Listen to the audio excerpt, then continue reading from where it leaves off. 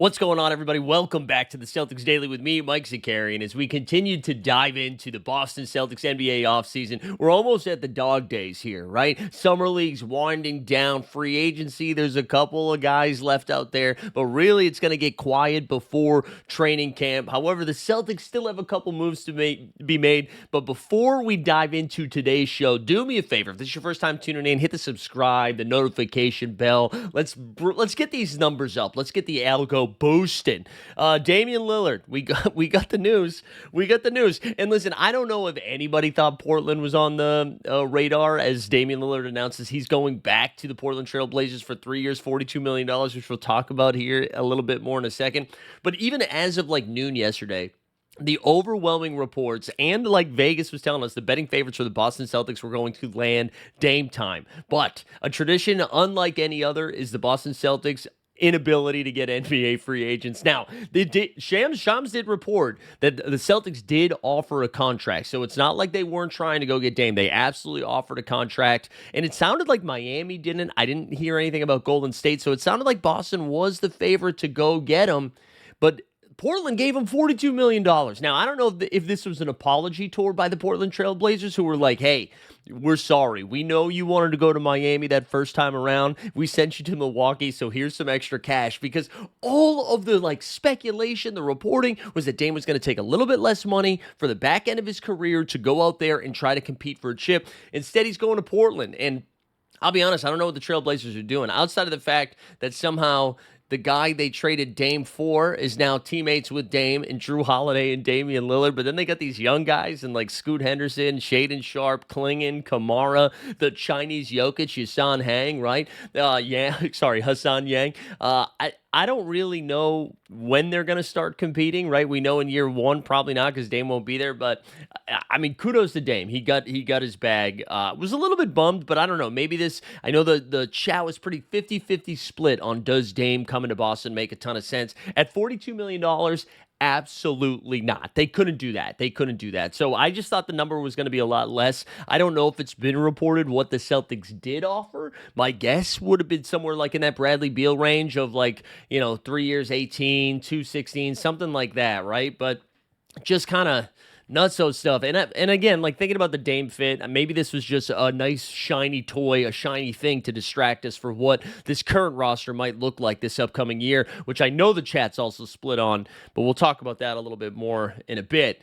Now, with no Dame, and maybe Brad was telling the truth that this roster is not going to make any more moves. This is going to be the roster we're going into at the beginning of the season outside of maybe one move around the edge to get us under the luxury tax or the second apron or whatever. But this is the reason that might be true, man, is think about who is freaking left for position by position here. There's only when you look at the bigs, right? Bismack Biyombo's out there. Mo Bamba's out there. Charles Bassie, who we'll talk about a little bit. There was a couple of power forwards that I was actually interested in that I do think would make sense, and maybe we should keep an eye out on Precious Achiuwa of the New York Knicks, or formerly of the New York Knicks. Precious Achiuwa spent some time with Miami, then was traded to Toronto, went to New York.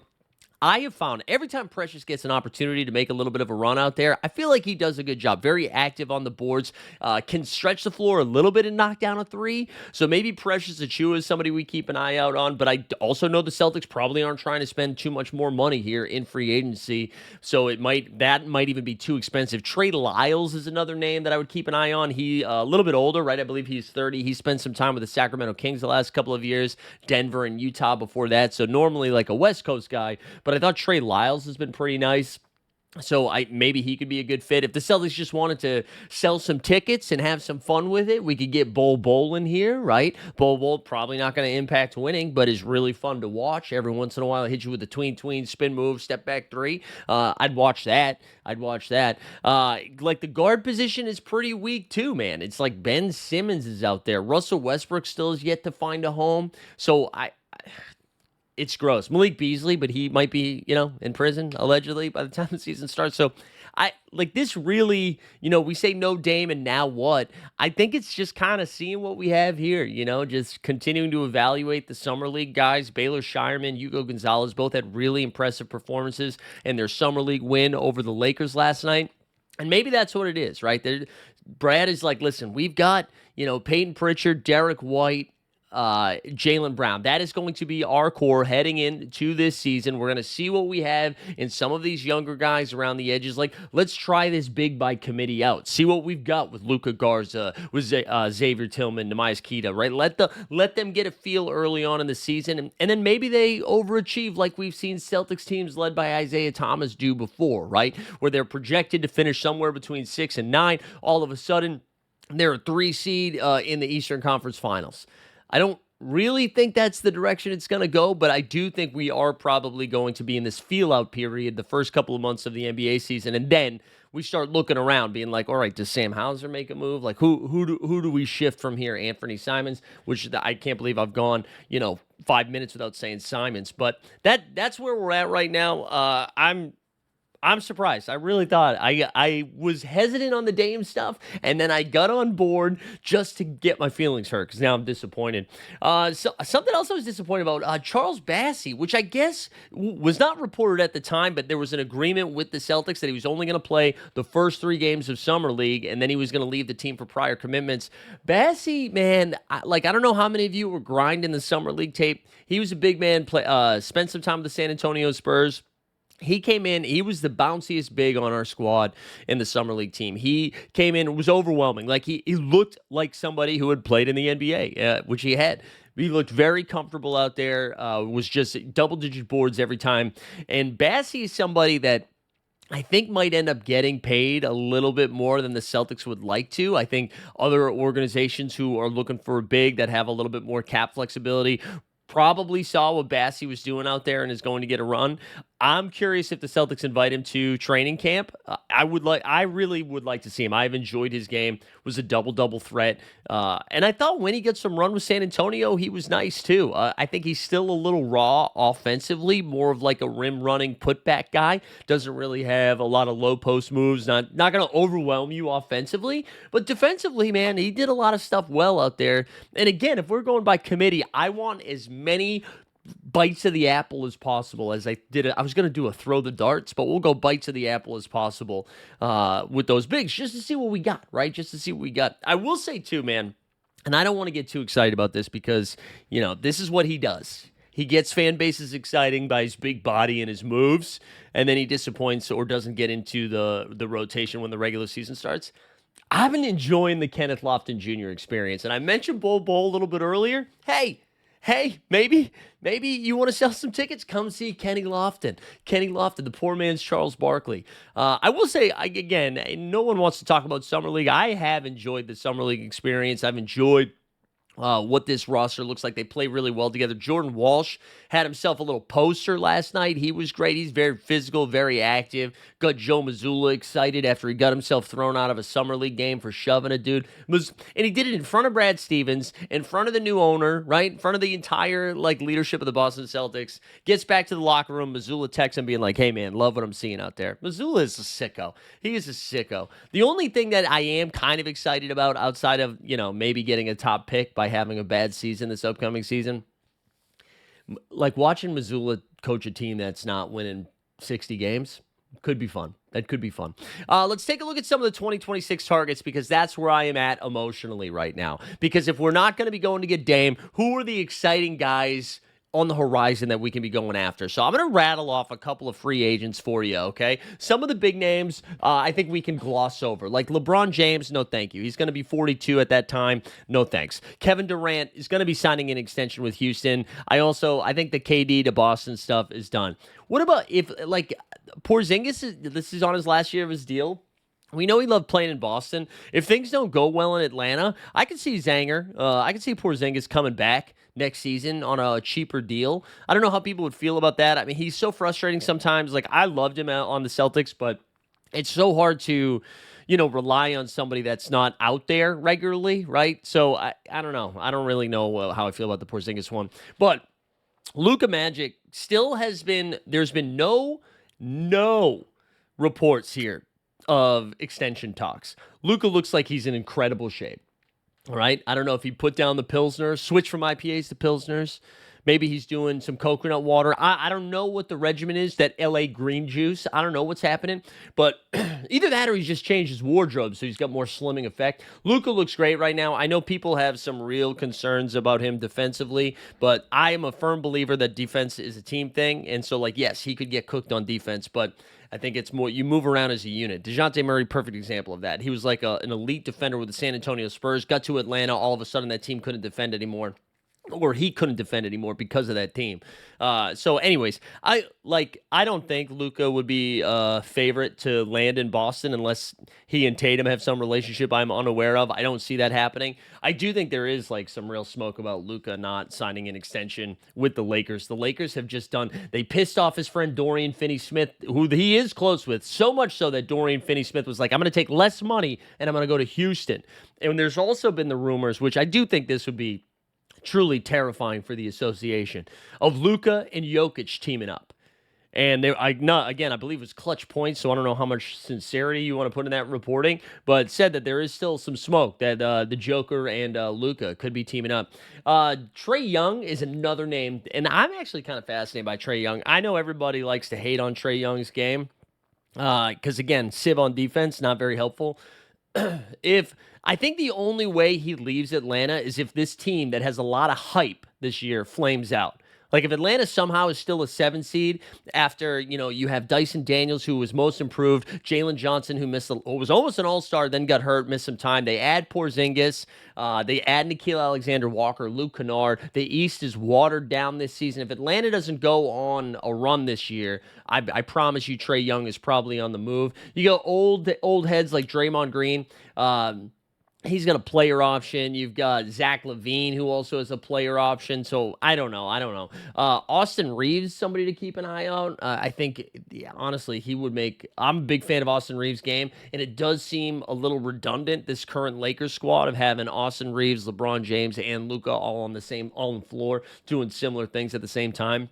But one other guy I was kind of excited about was Nikola Jovic of the Miami Heat. He's going to be a restricted free agent, so I don't really see that happening. But honestly, the biggest addition for the Celtics next season is going to be getting Tatum back. Because I do think you look around the league, if you have 2 All-NBA wings on your team in Tatum and Brown, you're in the Eastern Conference, you're immediately going to be a favorite. You are. So that's where my hope is going to be. My hope is that Baylor Shireman and Hugo Gonzalez develop a little bit, and that they go find a big, because there's the center market is tough, man. It's like if you don't get an elite big, you kind of just have to do what they're doing right now, because you don't want to overpay those middling bigs. Like, I love Bam Adebayo of the Miami Heat. I think he does a lot of stuff exceptionally well on defense. Offense, he's super streaky, super inconsistent. You're going to pay Bam $50 million, I would rather live in those Onyeka Okongwu streets of the Atlanta Hawks. So I don't know, man. I don't know what they're gonna do in 2026. Maybe it's just get Tatum back. Let's get to your comments. Trading Sammy Hauser. We had some good comments. I saw somebody say they want 2 firsts for Sammy. I don't have this pulled up right now. Let me see if I can get it quickly. Who said that about Sammy Hauser? But we're gonna throw some Sammy Hauser trades at you here. And I want to do, let's see, who was it? It was NBA Update 8338. Says PJ Washington, a perfect fit for our team. I'm with you, man. I'm with you. Whether it's Sam Hauser to get PJ, whether it is Anthony Simons to get PJ and something else, I'm with you. I really think PJ Washington is one of the best fits. I think he could shoot 40+% from 3 in the corners, probably 36% in general, especially on a team like the Celtics, who, if to a fault almost, they're just out there chucking them threes. I think PJ Washington could be a really nice fit. I also wanted to mention Mikey Spags here. Mikey Spags in the chat, because we did talk about potentially moving Simons for Vucevic, Nikola Vucevic of the Chicago Bulls. And I respect the all caps, but Mikey says, does anyone realize that Vooch's numbers are going down? Or is it just because I'm involved with Fantasy NBA that I know these things? Speaking of Fantasy NBA, go check out Elite Fantasy Sports. That's my YouTube channel at Elite Fantasy Sports, talking fantasy hoops. Vooch's 3-point percentage, obviously on the decline. This is more of like the Vooch trade, you're saving money and getting a big who will immediately be the best big on your team. That's not my favorite though. That was not my favorite. Viking mentality. He was someone that was saying I would prefer trading Hauser and or Niang for a lower cost post to create space under the apron to add Al and Dame plus keep Simon. So we know Dame's not going to be there, but I do think there's a lot of overwhelming support among the Celtics fans here that we should keep Anthony Simons. And I'm fine with it. I'm fine with it. I think at this point, might as well see what you got with Simon, see how he fits in Boston, his relationship and rapport with JB and White. What does this all look like? And then if it's not working, or if it's working so well that all of a sudden you're looking at like a first-round pick or a first round and something else back when we get to February in the trade deadline. Same thing with Hauser, too. I think that might end up being the move.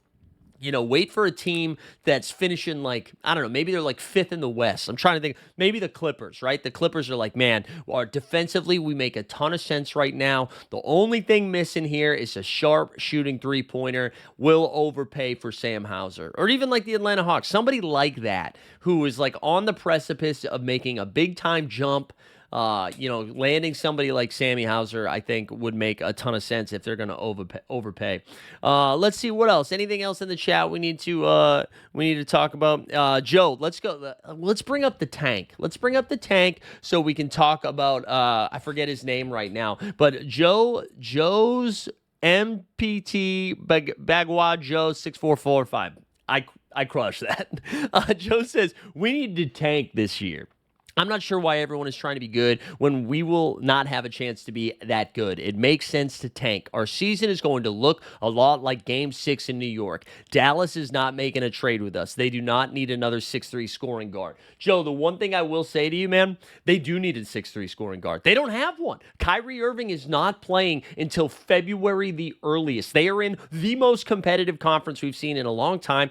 Currently, I would pick them like 8th in the West. That's because I don't think they're going to get Kyrie for a while. The other guard they have that scores is D'Angelo Russell. They don't have anybody that can freaking dribble the ball. It's like Clay and D'Angelo, right? That's not going to do it. That's not going to cut it if you are a team that's trying to win now, which their GM told us a million times after they traded Luka for Anthony Davis. So I would disagree with you on that. They do need guards for sure. But I am intrigued by the idea of tanking.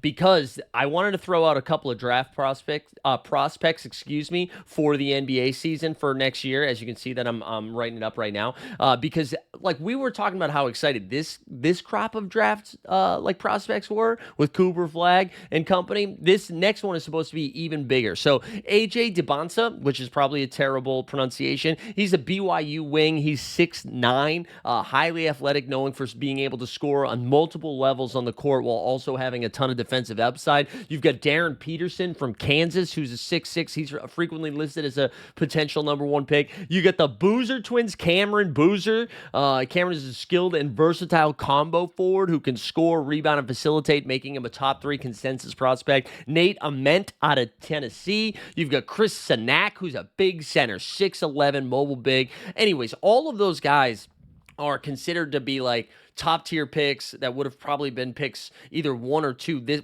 Probably not ahead of Cooper Flag, but right below Cooper Flag, ahead of everybody else that went in the top 5. So there is some value, I think, to just like, again, feeling out the first couple of months, right? And if all of a sudden through, 30 games, we are 11-19, look at that math, 11-19, then I don't know, put your helmets on. It's wartime. We're getting in our tank. And then let's go get a pick, and then we come back, and it's like, who cares we didn't get Dame? Now we've got another young guy to help bridge the gap between dynasties. Well, you gotta win more chips before you start throwing the dynasty term around. Anyways, I think that's what we're gonna call it today. Appreciate all of your comments.